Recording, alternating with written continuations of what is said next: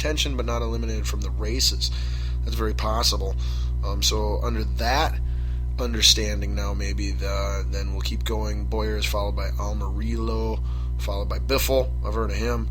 Reagan, Stenhouse Jr., Allmendinger, McDowell, Hornish Jr., Bain, Mears, Danica Patrick, Witt, Gilliland, Algier, Bauman. None of these people, I'm just going to stop reading. All these people are irrelevant. Bam. All right, so there's NASCAR. That's what I got for you for a quickie this week. Sorry, I'll try to be a little more NASCAR organized next week. And then finally, closing out our quickies before we end the show with Balls Deep Thought of the Day. What? We got NXT Pro Wrestling. That's right, because I talk pro wrestling on this show because it's my show and I like it, and I'll talk about it if I want to. I do what I want. So anyway, WWE, fairly weak storylines and rivalries and feuds going right now, building up to the Hell in a Cell pay-per-view the last Sunday of this month of October.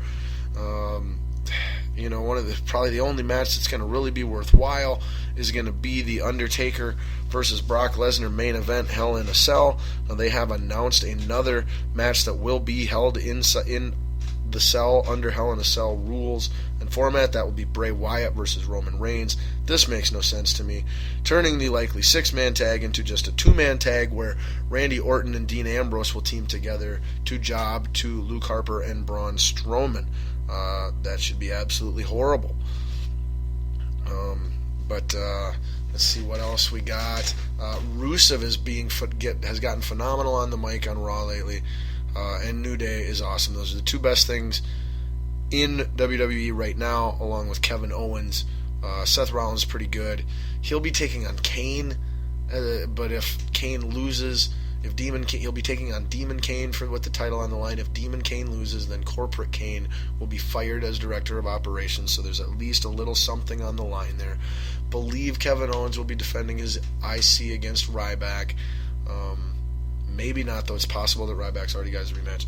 Tag team match will have the titles on the line. Champions New Day versus the Dudley Boys. That could be pretty good. And then looks like a triple threat for the Divas title with champion Charlotte defending against Nikki Bella and Paige. That could also be good. So possibly some good matches at the upcoming Hell in a Cell pay-per-view. But we'll get more into that the closer we get. The only other WWE that I want to get, that I have to get to, is tonight. Hopefully, like I mentioned at the beginning of the show, you already watched it. WWE's NXT, the smaller brand, the developmental brand that's run by Paul Levesque, also known as Triple H, and is just by far the best product that is anywhere underneath the WWE umbrella is concerned. Their special event, pay-per-view for, all intensive purposes, is going on tonight. They're having them like once a month, once every other month, it seems like now. They used to be just a couple times a year thing, but that's how good it is now. The demand calls for it. But we've got NXT TakeOver Respect took place tonight. If you were not able to watch it from 7 to 9 before listening to Balls Deep Sports Talk, you can watch it on the WWE Network anytime you like. It is available on demand there. So as soon as tonight's show is done, that is what I will be doing, most likely, anyway, is watching WWE NXT TakeOver Respect. Good matches on the card from top to bottom. Don't have time to get into them all, but I do want to get to the main event because, as I mentioned earlier, it's big time. There's this Divas Revolution thing going on in pro wrestling regarding the women. Women wrestlers in WWE are called divas. Everywhere else they're called women, or luchadores if you're Lucha Underground, which is the best wrestling ever, by the way. Coming back sometime early 2016, Season 2. Can't wait. But anyway, it started in NXT with their women's division. Just head and shoulders above any other women's wrestling that we were seeing for a long time and at the time and still.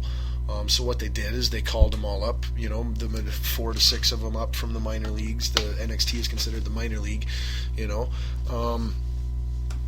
they got them on WWE now. And as soon as they got up there, they started, they called it Divas. They started taking the name Divas Revolution, and trademarking it WWE, and making it as though they're starting it and they're in control over it and they grew it and everything, when really it had nothing to do with them. It came from NXT, and consequently we've seen the WWE creative, now that they're in control of it, just completely botching it. I mean, just it's I think I have a theory on that, by the way, which I'll share with you right now real quick, is that Vince really genuinely wants to and is slightly undermining the Divas Revolution, so that while it does succeed, it only cedes to a certain level. Vince likes his company and his product the way he likes it, and that is the way it is, and it's going to be the way it is until Vince is no longer in power at WWE. So these NXT matches, where the real women who created this Divas Revolution are still allowed to perform in their true environment that they created it in, and give us these phenomenal matches and storylines and characters, that is the main event of this 2-hour pay-per-view. Very unheard of in the pro wrestling world to have females in your main event. This will not be the first time that Sasha Banks, best women's wrestler in the world, the Boss, has been the main event of an NXT pay-per-view. It will be the last, because she will be full-time WWE from here on out, and hopefully they don't ruin her like they've ruined everybody else, or have at least not cashed in and capitalized on everybody else the way they should have. But so we've got, in a 30-minute, first-time ever Iron Woman match, NXT Women's Championship champion Bayley will be defending her newly won title against its previous holder in her rematch, Sasha Banks. I cannot wait to watch this match, and so I'm not going to talk about it anymore. I'm just going to, that's it for quickies, and I'm going to get to Balls Deep Thought of the Day, and then I'm going to go immediately run to my TV and fire up WWE Network and start watching NXT TakeOver Respect on the WWE Network, which I have on all of my devices, TVs, Xbox One, Blu-rays, cell phone, tablet, you name it, computers, and I only pay $9.99 a month for that. So if you're a WWE fan and you don't have WWE Network, then as I always say, you're not a WWE fan. Get WWE Network if you're a fan. It's worth 10 times what you pay for it every month, and you can't really call yourself a WWE fan if you don't have the network. Plain and simple, that is the way it is. All right, so let's wrap up this show with the segment we end every week with, Balls Deep Thought of the Day. Now, last week's Balls Deep Thought of the Day, I believe, if memory serves me correctly, was around the baseball playoff, and I just wanted to expand on that because it's still bothering me a ton, so we're going to recycle that. I want your thoughts. How bad is it? Do you like it? Do you not like it? But I think the Major League Baseball playoffs, as well as the NCAA football playoffs, are the two worst playoffs in all of sports right now. I don't think NHL needs to do anything drastic to their playoff format, or the NBA, or the NFL. I think they're all fairly good as is. I think the Major League Baseball format needs some serious adjustment, and I think the NCAA football needs some serious adjustment, because they both have one of the same key flaws in common. They're punishing the top teams. In baseball, you're seeing the second and third best teams in all of baseball being punished by having to play each other in a one-game play-in playoff game. Or one and done, lose and go home. This one game. You worked 162 games to get the second and third, respectively, best records in all of baseball. Your reward: play each other in a one-game winner-take-all to then go take on the best team in all of baseball in the real first round of the playoffs. Horrible. It punishes the top people. Same way that college football does. By making it 4 and not 6, which is what I said they should do, all you do is you punish the top two teams by making them play a one-and-done play-in game to the championship.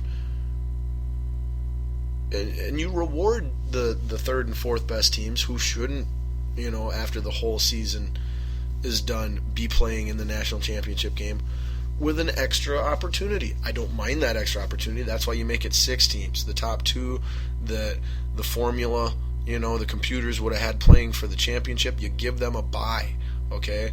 And then you have the other 4 that are your new additions play each other, okay? So they had an extra game. And then based off of that, winner plays number 1, winner plays number 2, and then the top 2 teams actually had an advantage, and the bottom teams had a disadvantage. Okay, but you can still get the upsets and the more teams.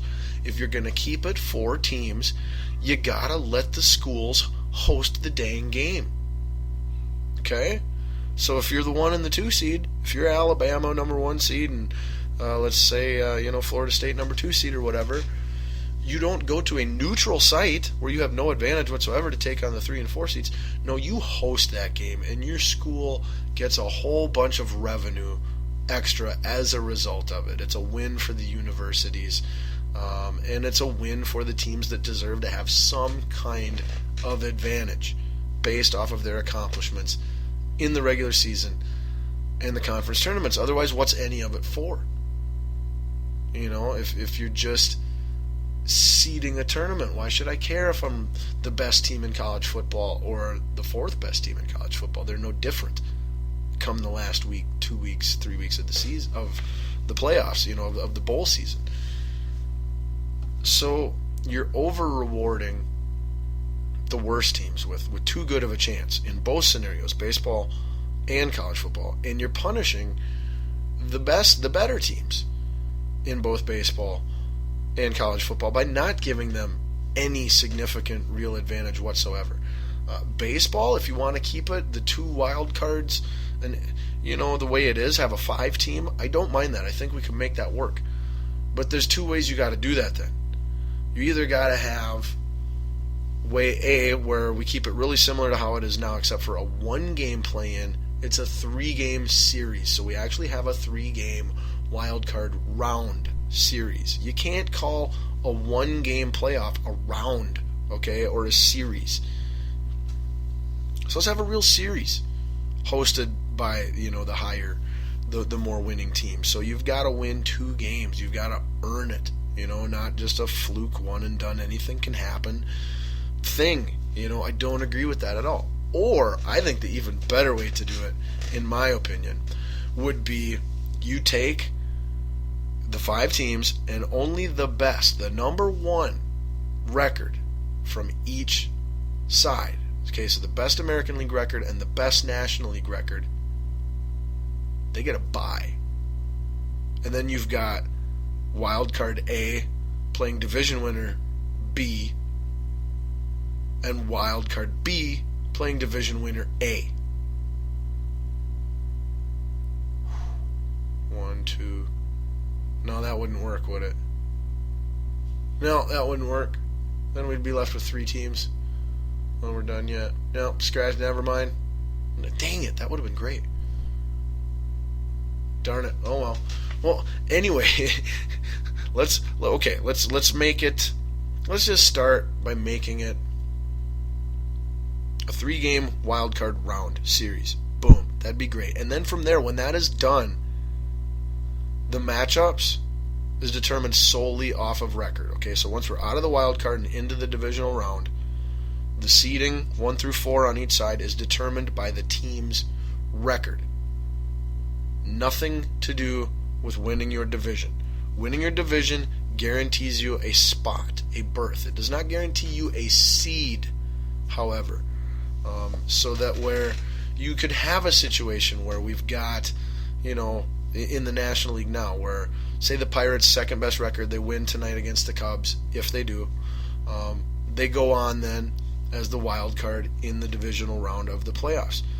I believe the way it's set up right now, they're going to be the 4 seed because they're the wild card, and they'll take on the 1 seed St. Louis Cardinals, even though they have a better record than both the NL East winner and the NL West winner. When we get to that division round, why can't we just, You know, best record's number one, second best record's number two, third best number three, fourth best number four.